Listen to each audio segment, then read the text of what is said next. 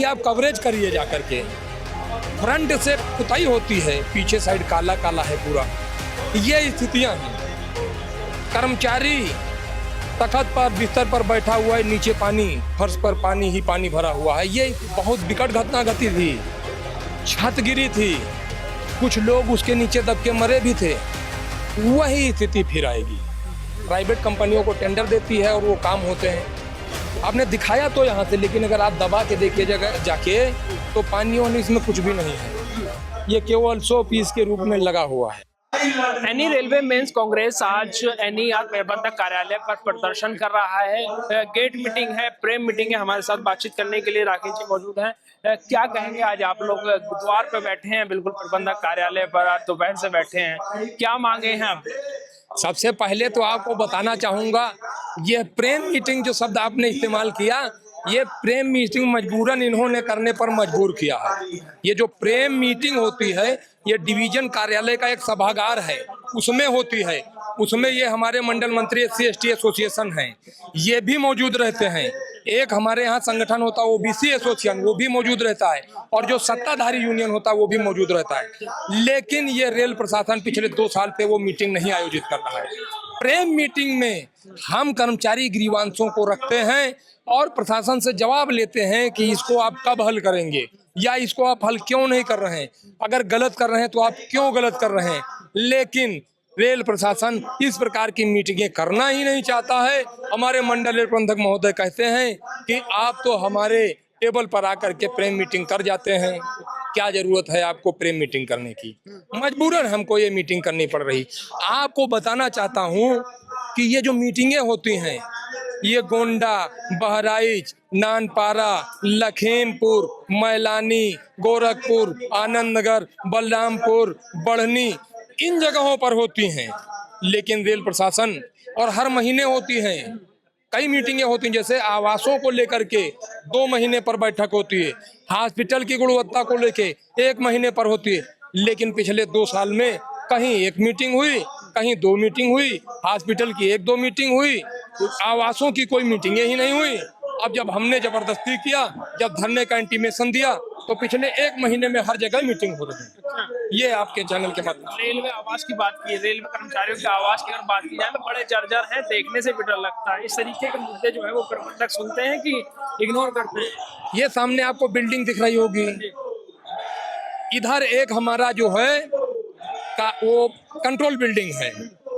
करोड़ों रुपए लगा करके कंट्रोल बिल्डिंग चलाई गई, AC फुल्ली फर्निश्ड बिल्डिंग। लेकिन रेल मंडल रेल प्रबंधक महोदय की जिद, इस बिल्डिंग को कंट्रोल बिल्डिंग बनाना है। एक जगह जहाँ काम आपका चल रहा है, बढ़िया चल रहा है सुचारू तरीके से, तो दिखावे के लिए उसको ट्रांसफर करने की क्या आवश्यकता। लेकिन नहीं, हमको करना है। आवासों की स्थिति की आप बात कर रहे हैं, कॉलोनियों का कभी आप कवरेज करिए जा करके। फ्रंट से पुताई होती है, पीछे साइड काला काला है पूरा। ये स्थितियां हैं। कर्मचारी रात में कटोरा रख करके साइड में बैठता है, उसमें टपकता है पानी। कर्मचारी तखत पर बिस्तर पर बैठा हुआ है, नीचे पानी, फर्श पर पानी ही पानी भरा हुआ है। ये स्थितियां हैं आवासों की। और पूरी जिम्मेदारी के साथ आपके चैनल के माध्यम से कहना चाहता हूँ, अभी 1-2 साल पहले आपने एक घटना देखी थी एनार में, बहुत विकट घटना घटी थी। छत गिरी थी, कुछ लोग उसके नीचे दब के मरे भी थे। वही स्थिति फिर आएगी, कहीं ना कहीं वो स्थिति आएगी। और उस स्थिति का जिम्मेदार पूरी तरह से हमारा मंडल रेल प्रशासन होगा। अच्छा, स्टेशनों की हालत देखें तो इस टाइम बड़ी अच्छी हो रही है, लाइटिंग है, व्यवस्थाएं हैं, बड़ी बेहतरीन चमचमाते एयरपोर्टों की तरह अब रेलवे स्टेशन भी है। सरकार पैसा खर्च कर रही है, स्टेशनों पर खर्च कर रही है, क्या कहेंगे इसके लिए? स्टेशनों को जो बढ़िया था एकदम मॉडिफाई किया जा रहा है। ये भारत सरकार प्राइवेटाइजेशन के तहत कर रही है। प्राइवेट कंपनियों को टेंडर देती है और वो काम होते हैं। गोमती नगर चले जाइए, एयरपोर्ट को फेल करता हुआ स्टेशन है। लेकिन पिछले साल उस बारिश हुई, पानी खलखल खलखल नीचे आ रहा था। तो आप बेशक स्टेशनों का डेवलपमेंट कर रहे हैं, लेकिन स्टेशनों से जो ट्रैक जा रहा है, ट्रैक के बीच बीच में जो छोटे छोटे फाटक पड़ते हैं, जिनको रेलवे संपार फाटक कहते हैं, उन पर कोई सुविधाएं नहीं। 12 घंटे के रोस्टर पर काम कर रहा है कर्मचारी। न शुद्ध से पानी पीने की व्यवस्था है, ना विद्युत व्यवस्था है। यहाँ तक कि जंगली क्षेत्रों में चले जाइए, किसी प्रकार की व्यवस्था ही नहीं है। ये भी नहीं हो सकता है कि सोलर पैनल लगा दिए जाएं, कम से कम रात में कर्मचारी लाइट के नीचे रहे, किसी प्रकार का कोई जीव जंतु कीड़ा मकोड़ा अगर आता है कम से कम उसको दिख सके। मजबूरन कर्मचारी उस अंधेरी रात में गुजारा करता है। स्टेशनों को चमकाया जा रहा है, लगातार लाइटनिंग हो रही है। नेट प्रबंधक कार्यालय में भी एक चीज देख रहा था, ये कर्मचारी कल्याण निधि समिति से वाटर कूलर लगा हुआ है और ये बड़ा टीन शेड बैठने के लिए बनाया गया। किसके लिए बनाया गया? और वाटर कूलर मैंने देखा भी तो बेहतरीन धूल लगी है। गोमती नगर स्टेशन जितना चमकता है उतना ही गंदा जो है ये वाटर कूलर लगा हुआ है। जिम्मेदारी से अगर कहूं तो जो गोमती नगर स्टेशन इतना डेवलप होने जा रहा है, उसमें जिन लोगों ने योगदान दिया होगा, ये टीन शेड उनके लिए बना है। पहली बुझाऊं या डायरेक्ट बोलूं? डायरेक्ट बोलता हूं तो ये जो टीन शेड है, ये हमारे रिटायर्ड कर्मचारियों के लिए है। जो कर्मचारी रिटायर कर गया है, वो अगर मंडल रेल प्रबंधक कार्यालय किसी काम से आता है तो उसी के नीचे बैठेगा। और ये जो आरओ लगा हुआ है, आपने दिखाया तो यहाँ से, लेकिन अगर आप दबा के देखिए जगह जाके तो पानी वानी इसमें कुछ भी नहीं है। ये केवल 100 पीस के रूप में लगा हुआ है। देखा मैंने, अभी धूल जमी हुई है। ये एसबीएफ फंड से लगा हुआ है।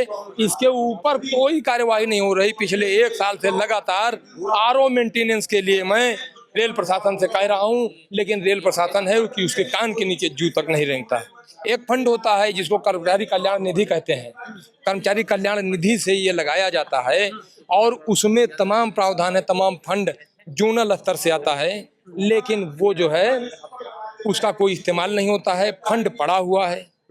फंड का इस्तेमाल करके अगर इनको सही कर दिया जाए तो कर्मचारी जो आते हैं उनको पानी मिले, शुद्ध पेयजल। इसकी बात छोड़िए, इस डीआरएम बिल्डिंग में अगर आप अंदर जा करके मुआयना करिए, आपको आरओ नहीं मिलेंगे। अच्छा, कर्मचारी ऐसे ही वाटर कूलर का पानी पीने के लिए बाध्य है। कर्मचारी अपने घर से 2 लीटर पानी लेकर के आता है। अच्छा, 2 लीटर बोतल पानी लेकर के आएगा, या तो एक विंग में वो जो जार आते हैं, जार से पानी आता है। ये स्थिति इस मंडल कार्यालय की है और इसके सबके हम जिम्मेदार हैं। जिम्मेदारी से कहता हूँ, हम जिम्मेदार हैं। अगर हमको वो वैल्यू दी जाए, अगर हमको उस तरह से हमारी मीटिंगें आयोजित की जाएं, तो हम ये सारी व्यवस्थाएं सुधारने की पूरी जिम्मेदारी रखते हैं। ये सारी व्यवस्थाएं हम सुधार देंगे। ये यूनियन जो होता है इसीलिए होता है कि वो जहां कहीं भी कमियां होती हैं उनको लेके प्रशासन को रखता है, वो प्रशासन उस पर काम करता है। लेकिन हम चाहे जितनी समस्याएं लेकर के जाएं, कान के नीचे जू नहीं रोकना है। ये स्थितियां हैं। बाध्य होकर के मजबूरन हमको आज ये धरना प्रदर्शन, सांकेतिक धरना प्रदर्शन करना पड़ा है। आज आप लोग यहाँ बैठे हैं, किसी का फोन या मैसेज, कोई संदेश आया कि आप लोग यहाँ बैठे हैं, हम लोग सुन लेंगे, आप लोग उठ जाइए, करते हैं, बैठ के बात करते हैं। नेगोशिएशन नहीं, ये जो मीटिंग है ये मीटिंग यूनियन का अधिकार है। जब भी प्रशासन नहीं सुनता है, हमको पूरी स्वतंत्रता है, हम इस तरह की मीटिंग करने के लिए बाध्य होते हैं। अब यहाँ जो कर्मचारी यूनियन है वो अपनी भड़ास उतारता है, जब उस पर भी अगर ये नहीं सुनते हैं तो इससे बड़े क्रमिक आंदोलन होते हैं और उन क्रमिक आंदोलनों के बोझ के तले दबा जो रेल प्रशासन होता है उसके आला अधिकारियों को रेलवे बोर्ड स्थानांतरण जैसे तमाम अन्य प्रकार के मतलब जो हैं तरीके अपनाता है।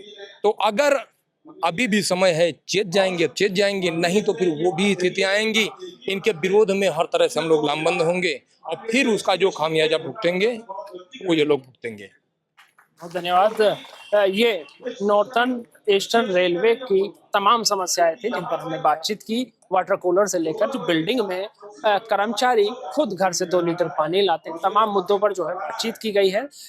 साफ तौर पर इनका कहना है कि हम लोग यहाँ आज मीटिंग करने के लिए बाध्य हैं। लखनऊ से राशिद के लिए नाविद माजिद की रिपोर्ट।